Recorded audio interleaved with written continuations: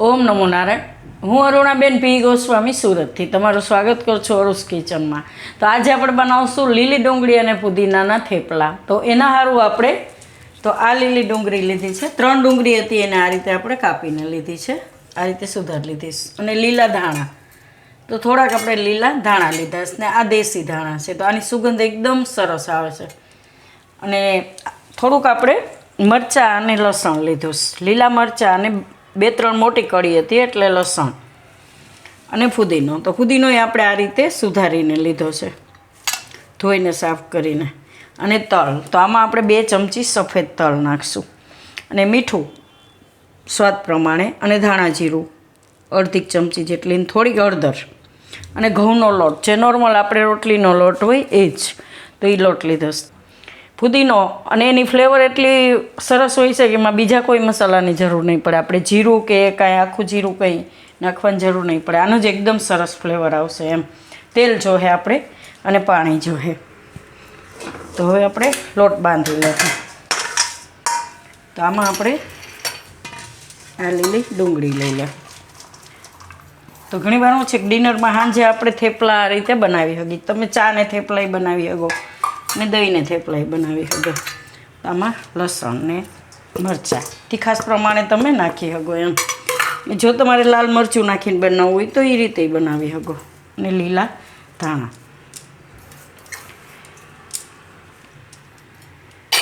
અને આ ફુદીનો.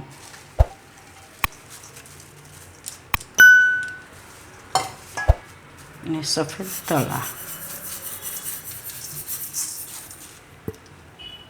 ને થોડીક હળદર ને ધાણા જીરું અને મીઠું સ્વાદ પ્રમાણે. અને હવે આપણે આમાં લોટ ચારી લઈશું. આ 2 કપ આપણે લોટ લીધો છે, તો લોટ આપણે આમાં ચારી લઈશું.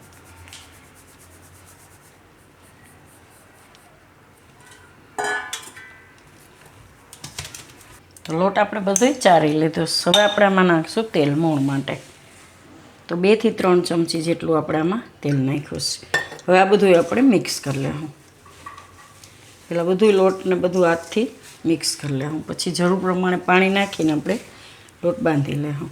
તો બધાય મસાલામાં મિક્સ કરી લેવું આ રીતે.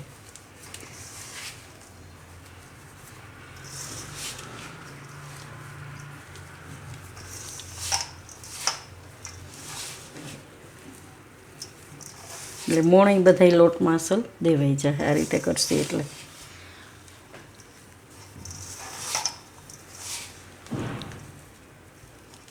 હવે થોડું થોડું પાણી લઈને લોટ બાંધી લેવું.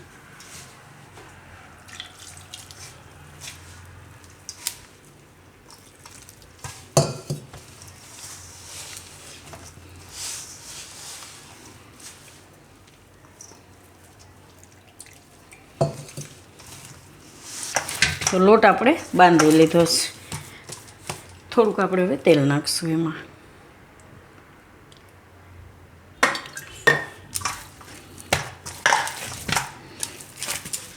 તો લોટને આપણે થોડીક વાર રહેવા દઈએ. બહુ ઝાઝી વાર નહીં રહેવા દે, 5-1 મિનિટ જેવું. કેમ કે આમાં આપણે ડુંગળી નાખી છે એટલે એને લીધે લોટ ઢીલો થઈ જાય. એટલે ઝાઝી વાર નહીં રાખવાનો, બહુ અગાઉ નહીં બાંધી દેવાનો લોટને એમ. તો હવે આપણે લોટ જોઈ લઈએ. તો 5-1 મિનિટ સારું જ ખાલી રહેવા દેવાનો. અને આપણે કોરો લોટ લઈ લીધો, વણવા માટે એમાં જરૂર પડશે. તો ગેસ પહેલાં ચાલુ કરી દઈશું આપણે. તો આ તવી લીધી છે, નોર્મલ આપણે જે થેપલા બનાવીએ એ જ તવી આપણે એમાં જ બનાવશું. તો એને થોડીક ગરમ થવા દઈશું. ગરમ થઈ જાય એટલે ધીમું કરી દેવાની. તો આમાંથી આપણે આ રીતે એક લુવો લઈ અને વણશું થેપલું. હાથથી ગોળ કરી લેવાનું.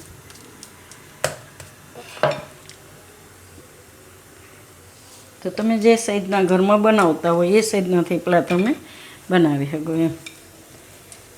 તો એને વણી લેવું આ રીતે. તેમાં શું છે કે ઘણા થોડાક જાડા ખાતા હોય, સેજ ભૈરા ભૈરા આપણે કહીએ ને એવા રાખતા હોય, ઘણા એકદમ પાતળા ખાતા હોય.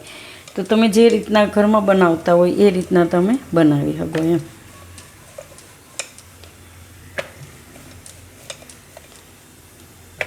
તો આપણે લીલી ડુંગળીને એ બધું હોય એટલે થોડોક લોટ ઢીલો તરત જ થઈ જતો હોય, પણ આના થેપલા એકદમ સરસ થાય ખાવામાં.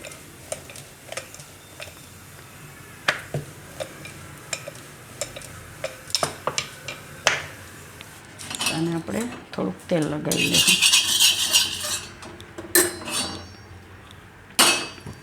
અને શેકી લેવું એમાં આપણે.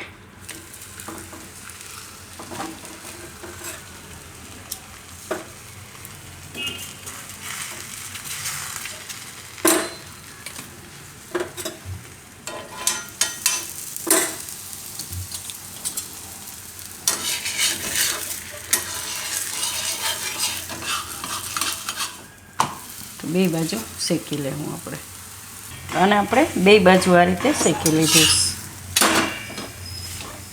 આ રીતની લાલ ડિઝાઇન થવા દેવાની, એટલે ફેરવવામાં ધ્યાન રાખીએ એટલે વાંધો ન આવે.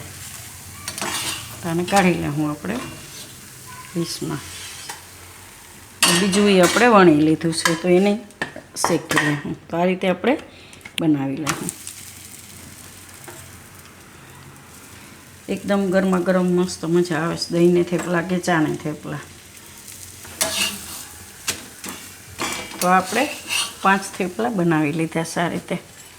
તો આમાંથી આપણે ટોટલ લગભગ કેટલા 15થી 16 જેટલા થેપલા બનશે. એમ 4 થી 5 જણા આરામથી જમી શકશે આટલા થેપલામાં. એકદમ સરસ સોફ્ટ થાય છે, કોઈ પણ ખાઈ શકે એવા એકદમ પોચા. તો આને તમે દહીં હારે ખાઈ શકો અને ચા હારે ખાઈ શકો.